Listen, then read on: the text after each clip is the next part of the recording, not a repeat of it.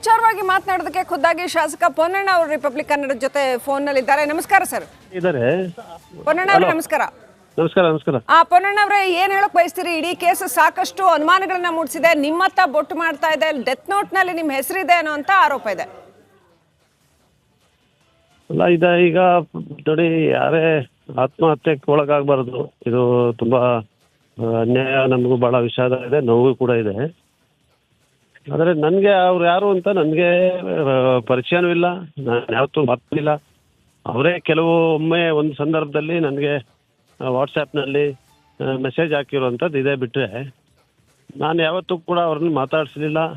ಈ ಪ್ರಕರಣ ಏನು ಪೊನ್ನಣ್ಣ ಅವರೇ, ನೀವು ತೆನ್ನೀರ್ ಮೈನಾ ಅವ್ರ ಮೂಲಕ ಕಂಪ್ಲೇಂಟ್ ಕೊಡಿಸಿ ನಿರಂತರವಾಗಿ ಹಿಂಸೆ ಕೊಡಿಸಿದೀರಾ ಅಂತ ಆತ ಡೆತ್ ನೋಟ್ ನಲ್ಲಿ ಉಲ್ಲೇಖ ಮಾಡಿರ್ತಕ್ಕಂಥದ್ದು. ಆತನ ಲಾಯರ್ ಕೂಡ ಆ ಥರನೇ ಅದೇ ಅರ್ಥದಲ್ಲಿ ಮಾತನಾಡಿದ್ದಾರೆ. ಅವ್ರು ಮಾತಾಡ್ಬೋದು, ಲಾಯರ್ ಮಾತಾಡ್ತಾರೆ. ಆದರೆ ಪ್ರಶ್ನೆ ವಾಸ್ತವ ಮತ್ತೆ ಸತ್ಯ ಏನಿದೆ ಅದೇ ತಾನೇ ನಾವು ಮಾತಾಡಬೇಕು.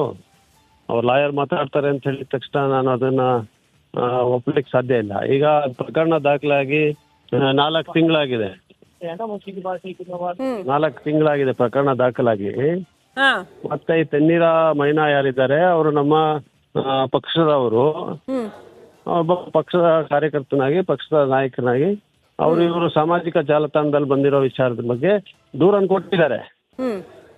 ಈಗ ದೂರಲ್ಲಿ ಅದನ್ನು ಅರ್ಥ ಮಾಡ್ಕೊಳ್ಳಿ, ದೂರಿನಲ್ಲಿ ಬೇರೆಯವರು ಇದ್ದಾರೆ. ಆಮೇಲೆ ಪೊಲೀಸ್ನವರು ಈ ದೂರನ್ನ ದಾಖಲೆ ಮಾಡಲಿಲ್ಲ, ನ್ಯಾಯಾಲಯಕ್ಕೆ ಹೋಗಿ ಅವರು ದಾಖಲೆ ಮಾಡಿಸ್ಕೊಂಡಿದ್ದಾರೆ. ಅದು ನನಗೆ ಗೊತ್ತೂ ಇಲ್ಲ. ಅದರಿಂದ ಈಗ ಪಾಪ ಅವರು ಪ್ರಾಣ ಕಳ್ಕೊಂಡಿರೋದ್ರಿಂದ ಇದರಲ್ಲಿ ಮಾಡಿದ್ದಾರೆ. ಸರ್, ಇದರಲ್ಲಿ ರಾಜಕೀಯ ಪ್ರೇರಿತವಾಗಿ ನಿಮ್ ಕಡೆಯಿಂದ ಒತ್ತಾಯಪೂರ್ವಕವಾಗಿ FIR ದಾಖಲು ಮಾಡಿಸಲಾಗಿದೆ ಅಂತ ವಿನಯ್ ಆರೋಪ ಮಾಡಿಸಿರ್ತಕ್ಕಂಥದ್ದು. ರೌಡಿ ಶೀಟರ್ ಹಾಕಿಸ್ಬೇಕು ಅವ್ರ ಮೇಲೆ ಅಂತ ನೀವಿದ್ರಿ ಅನ್ನುವಂತ ಆರೋಪ ಮಾಡ್ತಾ ಇದ್ದಾರೆ. ಅಲ್ಲ, ಆ ಥರ ಆರೋಪ ಅವರ ವಾಟ್ಸಪ್ ಮೆಸೇಜ್ನಲ್ಲಿ ನನಗೆ ಕಾಣಲಿಲ್ಲ. ನೀವು ಹೇಳ್ತಾ ಇದ್ದೀರ ಅಷ್ಟೇ ಈಗ. ಆದರೆ ಅವ್ರೇನು ಹೇಳಿದ್ದಾರೆ ಅಂತ ಹೇಳಿದ್ರೆ, ದೂರ ದಾಖಲಾಗಿದ್ದ ನಂತರ ಅವ್ರು ಯಾರೋ ಪೊಲೀಸ್ನವರು ಅವ್ರನ್ನ ಇದು ಮಾಡಿದಾಗ ನನ್ನ ಆದೇಶದ ಮೇಲೆ ಅಂತ ಹೇಳುವಂಥದ್ದು ಬರೆದಿದ್ದಾರೆ ಅವರು. ಸರಿ, ಯಾರು ವಹಿಸಿ ನಾನು ಯಾವ ಪೊಲೀಸ್ ಅವ್ರ ಹತ್ರ ಮಾಡಿಲ್ಲ. ಈ ಪ್ರಕರಣದಲ್ಲಿ ನಂದು ಯಾವುದೇ ರೀತಿಯಾಗಿ ನಾನು ಯಾರಿಗೂ ಹೇಳೂ ಇಲ್ಲ. ಇನ್ಫ್ಯಾಕ್ಟು ಮೈನಾ ಅವರು ಕೂಡ ನಾನು ಹೇಳಿಲ್ಲ. ಅವರು ನ್ಯಾಯಾಲಯದ ಮೂಲಕ ದೂರನ್ನ ದಾಖಲಿಸ್ಕೊಂಡಿದ್ದಾರೆ. ಈಗ ಮೈನಾ ಅವ್ರ ಮೇಲೇನು 2-3 FIR ದಾಖಲೆ ಆಗಿದೆ. ಅದಕ್ಕೆ ಯಾರು ಕಾರಣಕರ್ತರಂಗಾರೆ? ಮತ್ತೆ ಇದು ಕಾನೂನಾತ್ಮಕವಾದಂಥ ಪ್ರಕ್ರಿಯೆ ಒಳಗಾಗಿದೆ ಹೊರತು ಕಾನೂನು ಬಾಹಿರ FIR ದಾಖಲೆ ಆಗಿರೋದು ತಪ್ಪು ಅಂತ ಆಗಿದ್ರೆ ಯಾವ ಥರ ಹೋಗಿ ಅದನ್ನ ಪ್ರಶ್ನೆ ಮಾಡ್ಬೇಕಲ್ಲ. ಅಥವಾ ಯಾರು ಅವ್ರಿಗೆ ಇದು ಮಾಡಿದ್ದೆ ಅಂತ ಹೇಳಿದ್ರೆ ಅದಕ್ಕೆ ದೂರು ಕೊಟ್ಟಿರ್ಬೇಕು. ಯಾವುದು ಇಲ್ಲ. ಅವ್ರ ಪಾಪ ಯಾವ ಒತ್ತಡದಲ್ಲಿದ್ರೋ, ಯಾವ ಕಾರಣಕ್ಕೆ ಈ ಥರ ಮಾಡ್ಕೊಂಡಿದಾರೋ ಅಂತ ಹೇಳುವಂಥದ್ದು ನಾವು ನೋಡ್ಬೇಕಾಗತ್ತೆ. ನಿಮ್ ಗಮನಕ್ಕೆ ಬಂದಿತ್ತ ಪೊನ್ನಣ್ಣ ಅವರ ಇಡೀ ಪ್ರಕರಣ ಏನೇನ್ ನಡೀತಾ ಇದೆ ಅನ್ನೋದು ನಿಮ್ ಗಮನಕ್ಕೆ ಬಂದಿತ್ತಾ? ಯಾವುದು ಇಡೀ ಪ್ರಕರಣ?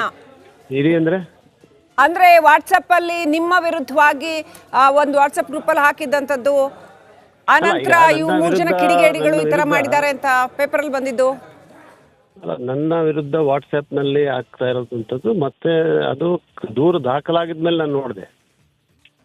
ಯಾಕಂದ್ರೆ ಈಗ ಈ ವಾಟ್ಸಪ್ ಅಲ್ಲಿ ಏನಾಗಿದೆ ಅಂತ ಹೇಳಿದ್ರೆ, ಸಾಧಾರಣವಾಗಿ ಯಾರು ಶಾಸಕರು ಇರ್ತಾರೆ, ಯಾರು ಆಡಳಿತದಲ್ಲಿ ಇರ್ತಾರೆ, ಅವ್ರ ಮೇಲೆ ಒಂದು ರೀತಿಯಾಗಿ ಕ್ರಿಟಿಸೈಸ್ ಮಾಡ್ತಾ ಇರ್ತಾರೆ. ಅದೆಲ್ಲದಕ್ಕೂ ನಾವು ಪ್ರತಿಕ್ರಿಯೆ ಮಾಡೋಕ್ಕೂ ಆಗೋದಿಲ್ಲ, ಅದೆಲ್ಲದಕ್ಕೂ ಕ್ರಮ ಜರುಗಿಸ್ಲಿಕ್ಕೂ ಆಗೋದಿಲ್ಲ.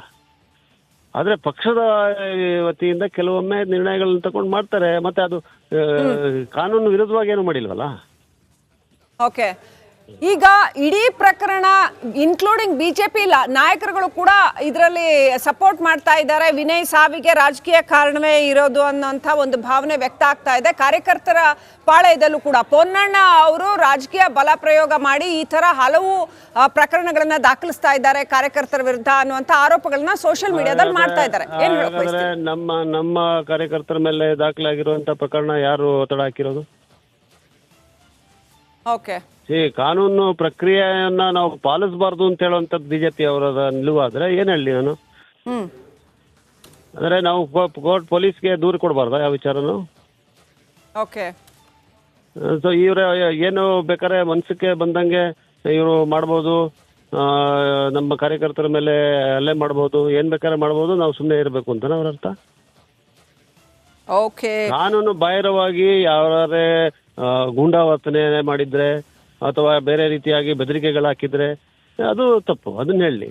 ಓಕೆ, ಪೊಲೀಸ್ ಮೊರೆ ಹೋಗ್ಬೇಕಂದ್ರೆ ನಮ್ಮ ಪರಿಸ್ಥಿತಿ ಏನು ಅಂತ ಹೇಳುವಂತ ತಾವೇ ಗಮನಿಸಿ.